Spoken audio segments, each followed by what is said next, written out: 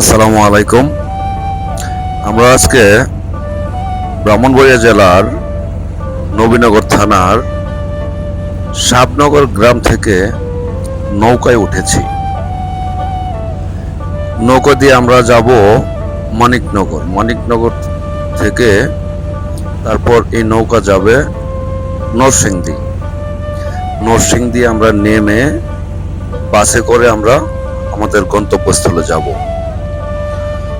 সাহেবনগর থেকে কিছু দূর যাওয়ার পরেই দেখতে পেলাম একদম টাটকা তরতাজা কিছু নদীর মাছ নৌকাতে উঠানো হয়েছে।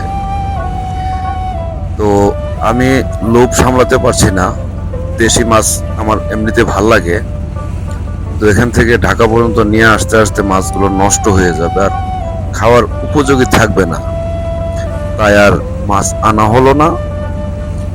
তো ভাবলাম যে ভিডিও করে অন্তত পক্ষে আপনাদের সামনে তুলে ধরি। মাছগুলো দেখে এত ভাল লাগছে যা বলে বোঝানোর মতো না, একদম টাটকা তরতাজা মাছ।